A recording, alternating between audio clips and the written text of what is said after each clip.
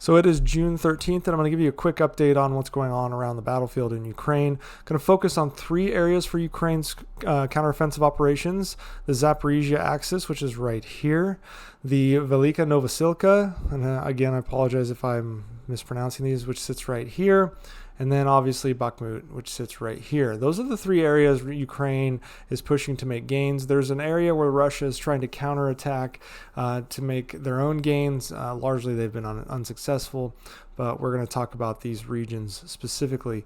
The main focus, though, of this is going to be this middle region right here, this Velika Novosilka axis. Hasn't been a lot of movement in Zaporizhia, and Bakmun has had a bit of movement, and I'll talk about that in a bit. But I'll go ahead and zoom in on this so we can talk somewhat on what's going on here. Now, when you look at the map from 2 days ago, the line was here. So the Ukrainians have pushed in and taken Makarivka. So that's good news. In the process, they've lost some equipment. They've lost 16 Bradleys, and they've lost 3 Leopard tanks. It's going to happen. This is war. Incidentally, the latest weapons package that the United States is providing to Ukraine involves 15 Bradley fighting vehicles. So they're largely going to be replaced. One of the key factors, though, is the soldiers that are coming out of these battles are saying that a lot of the kills taking place on the vehicles are mobility kills, so they can be recovered if they aren't captured.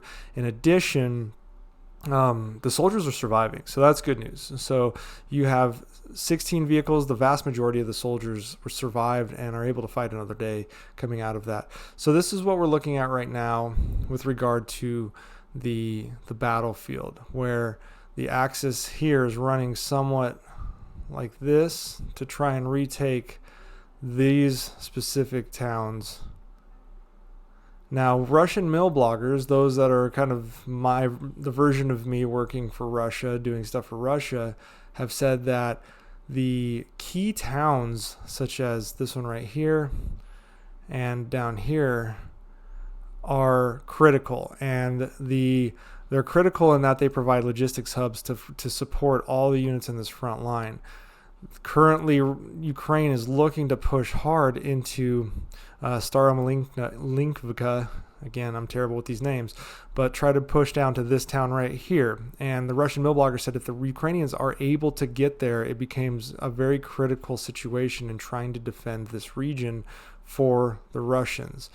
What's interesting is there's only 2 brigades committed here, the 68th Jaeger Brigade and the 35th Marine Brigade. They've conducted the majority, in fact, all of the liberations of the towns in this region right here.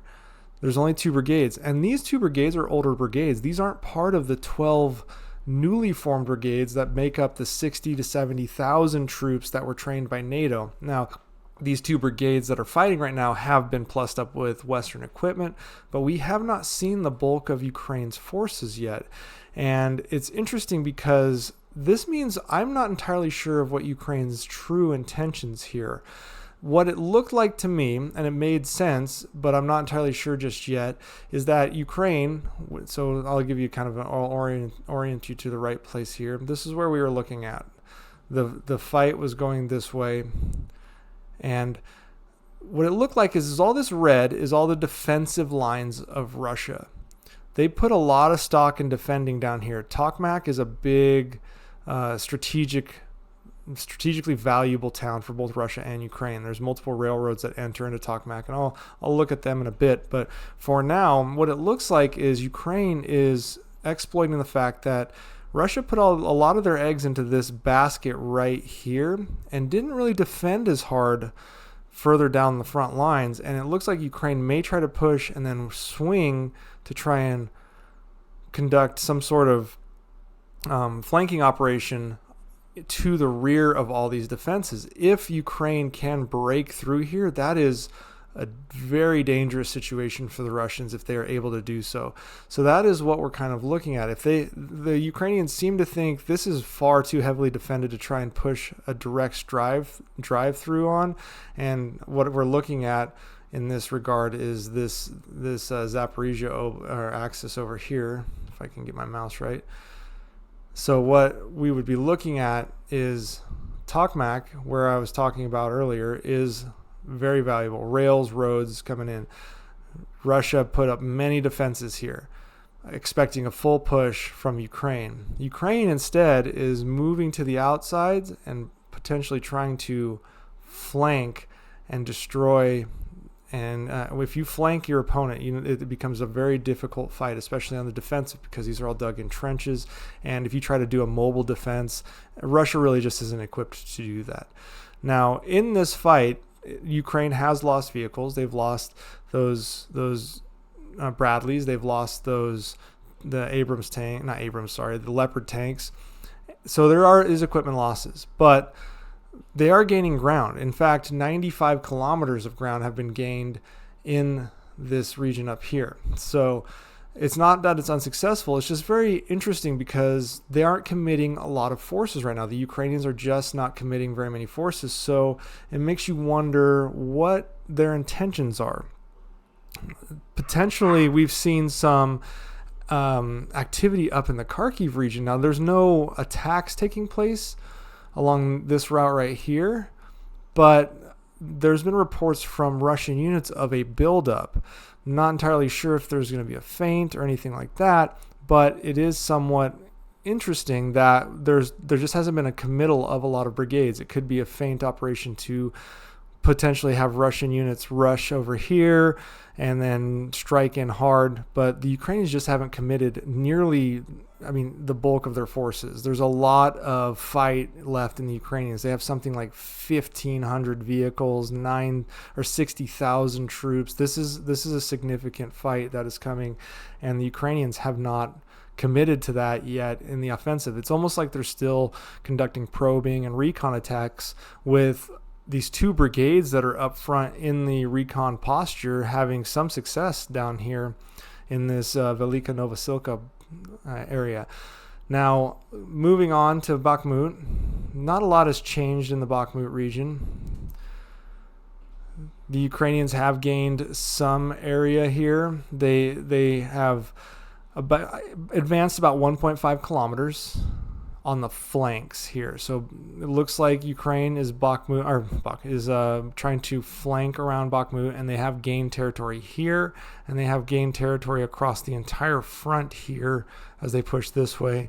My arrows are terrible, but you can see the Russian, signifies Russia's movements. They're moving rearward. They're trying to essentially, not necessarily retreating, but they're giving ground.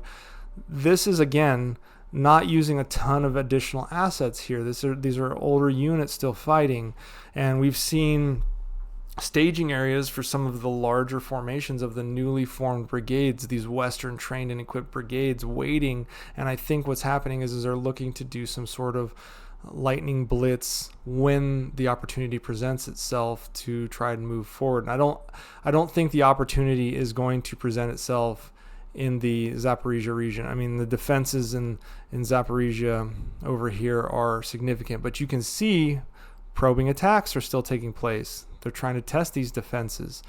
And I know that it looks like there's more units over here than there are over here, but the reason is Russia has heavily entrenched, mined, and made it so there's less need for units over here. They have kind of lazily defended this over here, so they need more people to fight in that region, so there's more units over there.